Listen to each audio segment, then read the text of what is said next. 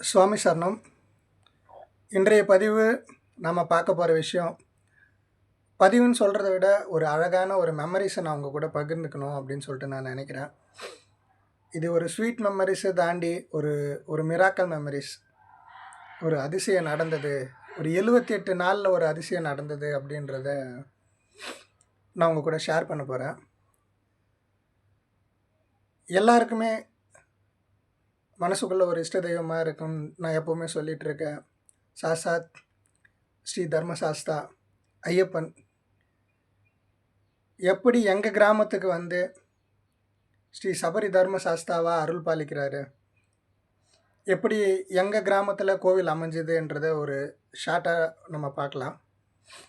எங்களோட கிராமம் பேர் காஞ்சிபுரம் மாவட்டம் ஸ்ரீபெரும்புதூர் வட்டம் சுங்குவாச்சத்திரம் அருகாமையில் உள்ள காந்தூர் கிராமம். எங்கள் கிராமத்தில் எல்லா கோவிலுமே இருக்குது. ஐயப்பனோட ஆலயம் மட்டும் இல்லை. எங்கள் கிராமத்தில் ஐயப்ப பக்தர்கள் நிறைய பேர் இருக்காங்க. நிறைய பேர் மாலை போடுறாங்க. வருஷம் நிறைய பேர் விளக்கு பூஜை நடத்தி ஐயனை போய் பார்த்துட்டு வருவோம். எல்லாருக்குள்ளுமே ரொம்ப நாளாகவே ஐயப்பனுக்கு ஒரு ஆலயம் கட்டணும் அப்படின்னு சொல்லிட்டு எல்லார் மனசுக்குள்ளுமே ஒரு ஆதங்கம் இருந்தது. அது எப்படி மூவ் பண்ணுறது அப்படின்ற ஒரு விஷயத்துக்காக வெயிட் பண்ணிட்டு இருந்தோம். ரெண்டாவது, கோவில் கட்டுறதுக்கான இடம் இல்லை.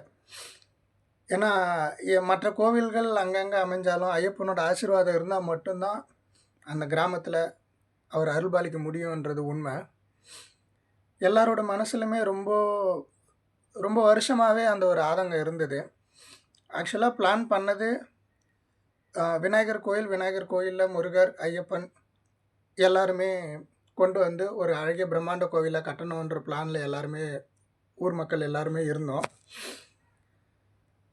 ஆனால் அது எப்படி நடந்ததுன்னு தெரியல.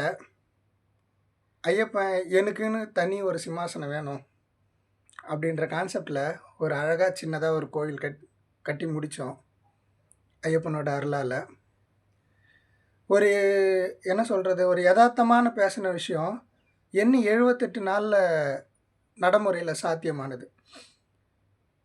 நாங்கள் எங்கள் ஊர் கிராமதேவி பொன்னியம்மன் கோவில் சூலம் செய்கிறதுக்காக பணப்பாக்கம் பக்கத்தில் ஒரு கிராமத்துக்காக போயிருந்தோம், ஆச்சாரி வீட்டுக்கு பார்க்கலான்னு சொல்லிட்டு. அந்த சமயத்தில் ஊர் பெரியவங்க, கிராமத்தில் இருக்கவங்கலாம் பேசிட்டு போயிட்டு இருந்தோம். இந்த மாதிரி கிராமத்துக்கு ஐயப்பன் வரணும். நான் ஸ்டெப் பை ஸ்டெப்பாக சொல்கிறேன். முதல்ல ஐயப்பன் ஊருக்கு வரணும், ஒரு ஐயப்பன் சிலை கொண்டு வரணும் அப்படின்னு சொல்லிட்டு பேசிகிட்டு இருந்தோம். ஐயப்பன் சிலை கொண்டு வந்தால் அது எங்கே வைக்கிறதுன்றது ஒரு பெரிய விஷயமாச்சு. ஏன்னா மற்ற கடவுள் மாதிரி அவர் இல்லை. அவர்கிட்ட அந்த ஆச்சாரம் சுத்தபத்தெல்லாம் அதிகமாகவே இருக்கணும். அது ஆட்டோமேட்டிக்காக எல்லாருக்குமே ஒரு பயம் இருக்கும். ஃபஸ்ட்டு சிலையை எப்படி கொண்டு வர்றதுன்ற ஒரு பேச்சு எடுத்தோம். சரி, கொண்டு வரலாம், நம்ம ஊர் விநாயகர் ஆலயத்தில் வைக்கலான்ற ஒரு மைண்ட் செட்டில் அதை ஆரம்பித்து அது மூவ் ஆச்சு. அதை நாங்கள் பேசிகிட்டே வரும்போது பணப்பாக்கம் பக்கத்தில் ஏதோ ஒரு முருகர் கோயில் போயிட்டு இருந்தோம். அந்த முருகர் கோயில் மேலே ஏறி சாமி பார்த்துட்டு நாங்கள் ரிட்டன் கீழே இறங்குறோம். மலை மேலே இருந்து எங்கள் கிராமத்தில் இருக்கிற குருசாமி, சிலை வைக்கிறதுக்கு ஏன்பா யோசிக்கிறேன், என்கிட்ட இடம், என்னோடய இடம் இருக்குது, உனக்கு கிராமத்தில் இடம் அலாட் ஆகலைன்ற பட்சத்தில் என்னோடய இடத்துல கூட கட்டிக்கோ. அவர் என்ன மைண்ட் செட்டில் சொன்னார்ன்றது தெரியல. ஒரு விஷயம் பேச ஆரம்பித்து அடுத்தடுத்து மூவ் ஆச்சு. அதுவே ஒரு சர்ப்ரைஸு, ஒரு மிராக்கல் அப்படின்ற மாதிரி இருந்தது. ரொம்ப சந்தோஷப்பட்டேன். ஏன்னா நான் எவ்வளோ அடிக்ட்டுன்றது தெரியும். எனக்குள்ளே சொல்ல முடியாத ஒரு சந்தோஷம். நல்லபடியாக பேசணும், பேசபடி முடித்தோம், வந்தோம். எப்படி ஆரம்பித்தோம், என்ன எங்கள் ₹1 கையில் இல்லை, என்ன கான்செப்டில் ஆரம்பித்தோன்னு தெரியல. ஐயப்பனோட சிலை ஊருக்கு கொண்டு வந்துட்டோம். ஊருக்கு கொண்டு வந்துட்டு விநாயகர் ஆலயத்தில் வச்சுட்டு 48 நாள் மண்டல பூஜை பண்ணோம். இருந்தாலும் ஒரு மனக்குறை இருந்துகிட்டே தான் இருந்தது. ஒரு பக்கம் சந்தோஷம்னாலும் அது பேசி முடிவாகி நான் மற்றவங்க இடத்துல இருக்கணுன்றதை விட நான் எனக்குன்னு ஒரு இடத்துல ராஜா மாதிரி உட்காடுறேன் பாடுறா அப்படின்ற ஒரு அதிசயம் மாதிரி நான் நிகழ்ந்தது. ஊரில் இருக்கிற எல்லாருமே ரொம்ப ஒத்துழைப்பு. எனக்கு எனக்கு இப்போ நான் நினச்சா கூட ரொம்ப நெகிழ்ச்சியாக இருக்குது. அவ்வளோ சந்தோஷம். ரூபாய் இல்லாமல் ஆரம்பித்தோம். ஆரம்பித்து கடைக்கால் போடுறதுக்கு பேசுகிற நாளிலிருந்து எண்ணி 78 நாள் ஐயப்பனோட ஆலயம் கட்டி முடிக்கப்பட்டது. அவ்வளோ ஸ்பான்சர்ஸ், கிராம மக்களோட அவ்வளோ ஒத்துழைப்பு. எனக்கு இன்னமும் அதெல்லாம் நினச்சாலாம் புல்லரிக்கிறது. சின்ன சின்ன விஷயம் கூட ஒவ்வொருத்தரும் ஒரு ஒரு பொறுப்பெடுத்து நடத்திக்கினாங்க.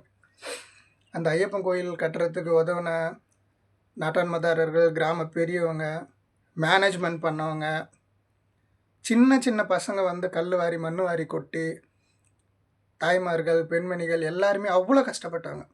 எல்லாரோட ஒத்துழைப்பு அது நான் எதிர்பார்க்கவே இல்லை. அவ்வளோ ஒரு மிராக்கலாக இருந்து ஒரு விஷயமே நான் வெளியே எக்ஸ்பிரஸ் பண்ணலை. எனக்கு இது ஷேர் பண்ணிக்கணும்னு தோணுது. அதுக்காக தான் நான் மற்ற எந்த விஷயத்துலையுமே எங்களோட கிராமத்தை ஒத்துமையாக இருந்து நான் பார்த்ததில்ல. நான் ஓப்பனாகவே சொல்கிறேன். இந்த விஷயத்தில் நான் ரொம்ப ஆச்சரியப்பட்டேன். எஸ்பெஷலி மகளிர் சுய உதவி குழு, அந்த சங்கத்திலேருந்து ஒரு சங்கமும் தனித்தனியாகவும் ஒரு அமௌண்ட்டு டொனேட் பண்ணாங்க.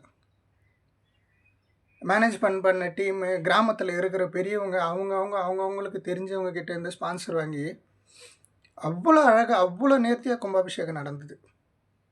எனக்கு இன்னமும் என்ன யோசித்து பார்த்தாலும் என்ன நடந்ததுன்னு பார்த்தா பிளாங்காக இருக்குது. அவ்வளோ சிறப்பாக கடந்த ஆண்டு ஐயப்பனுக்கு கும்பாபிஷேகம் முடிஞ்சுது. சிறப்பான முறையில் 3 நாள் யாகம் வளர்த்து கருடன் புடைசூழ ஐயப்பனுக்கு கும்பாபிஷேகம் நடந்தது. ராஜா மாதிரி உக்காந்துட்டு இருக்காரு. எனக்கு என்ன சொல்கிறதுன்னு தெரியல. இப்போ கூட ஐம் ஸ்பீச்லெஸ். ஐயப்பன் நினச்சா என்ன வேணாலும் பண்ணுவாருன்றதுக்கு ஒரு லைவ் எக்ஸாம்பிள் இது. ஒரு லைவ் எக்ஸாம்பிள். நான் ஏன்ப்பா எனக்கு இன்னொரு இடம், நான் எனக்குன்னு என்னோட சாம்ராஜ்யத்தை கட்டிக்கிறதுக்கு எனக்கு தெரியும் அப்படின்ற மாதிரி எனக்கு சொல்ல முடியல. அவ்வளோ ஒரு சந்தோஷம். 78 நாள் முடிஞ்சது கும்பாபிஷேகம். 48 நாள் மண்டல அபிஷேகம். அந்த 48 நாள் மண்டல அபிஷேகம் நான் இன்னும் எக்ஸ்பெக்ட் பண்ணவே இல்லை. ஏன்னா மோஸ்ட் ஆஃப் எல்லாருமே பெரிய பெரிய கோவில், கிராமதேவி, அமாவாசை பூஜை, பௌர்ணமி பூஜை ஒவ்வொருத்தரும் ஒரு நாள் உபயம் எடுத்து பண்ணிட்டு இருந்தாங்க. ஐயப்பனோட ஆலயத்துக்கு இன்வால்மெண்ட்டோடு வந்து ஒவ்வொருத்தரும் ஒரு நாள் உபயம் எடுத்து பண்ணாங்க. அது இன்னும் மெய்சில் இருந்தது, நல்லா இருந்தது. 48வது நாள் பூஜையும் அருமையாக முடிஞ்சுது. சின்ன சின்ன விஷயம்லாம் ஐயப்பன் ரொம்ப மிராக்கல். எனக்கு இன்னமும் அந்த சந்தோஷத்துலேருந்து இன்னும் வெளியே வர முடியல. ஏன்னா மலைக்கு போகிறவங்க ஒரு சில விஷயம் ஐயப்பன் உணர்த்துகிற விஷயத்த எல்லாருமே அனுபவிக்கணும் அப்படின்னு சொல்லிட்டு எல்லாரும் நினச்சி பண்ண ஒரு பொதுவான விஷயம் இது. ஐயப்பனோட கிருபையில் நல்லபடியாக எல்லாமே நடந்து முடிஞ்சுது. இது அது நான் சொல்கிறேன், ஒரு கோவில் கட்டுறதுக்கு 5 வருஷம் 10 வருஷம் இல்லை 2 வருஷம் 3 வருஷமாவது மினிமம் ஆகும். 78 டேஸ் 78 நாள் ஐயப்பனோட ஆலயம் அமைஞ்சது. இதெல்லாம் நினச்சி பார்க்கும்போது தான் அந்த கடவுள், அந்த பவர்னு ஒன்று இருக்குது அப்படின்றத நான் நிறைய டைம் நான் உணர்றது. அவ்வளோ ஒத்துழைப்பு. சாமி சரணம். கடைசியாக நான் எல்லாருக்கும் தேங்க்ஸ் பண்ணணும்னு நினைக்கிறேன். ஏன்னா என்னால் தனித்தனியாக சொல்ல முடியல. காந்தூர் கிராமத்தில் இருக்கிற எல்லாருக்கும், சின்னவங்கலேருந்து பெரியவங்களுக்கு, கோவில் நிர்வாகிங்களுக்கு, நாட்டாண்மைதாரர்களுக்கு, ஸ்பான்சர்ஷிப் வாங்கி கொடுத்தவங்களுக்கு, ஒளி அமைச்சவங்களுக்கு, நல்லபடியாக கும்பாபிஷேகம் நடத்தி முடித்த ஐயருங்களுக்கு, யாருன்னா தவற விட்டாலுமே அவங்களுக்கும் எல்லாருக்கும், அந்த ஐயப்பனுக்கும் எல்லாருக்குமே ஒரு மனமார்ந்த நன்றி தெரிவிச்சுக்கிறேன். ஏன்னா எனக்குள்ளே ரொம்ப நாள் ஆசை அந்த மனுஷன் வரணும் அப்படின்றதுக்கு. எல்லாரோட ஆசை. மற்ற பேரும் ஒத்துமையாக சேர்ந்து செஞ்சோம். நல்லபடியாக ஐயப்பன் எங்கள் கிராமத்தில் வந்து இன்றைக்கி அழகாக எல்லாருக்குமே அருள் பாலிக்கிறாரு. இன்னும் நிறைய விஷயம், மக்கள் கேட்ட விஷயம், எல்லா விஷயத்தையுமே ஐயப்பன் நடத்தி கொடுப்பாரு மனசார வேண்டும் போது. இப்படி தான் ஐயப்பன் எங்கள் ஊரில் வந்து சிம்மாசனத்தில் உட்காந்துட்டு இருக்காரு. ஒரு 78 நாளில் ஐயப்பன் வந்து ஒரு ஆலயத்தை அமைச்சு உட்கார முடியும். எனக்கு தெரிஞ்சு நான் எங்கேயும் பார்த்ததில்ல.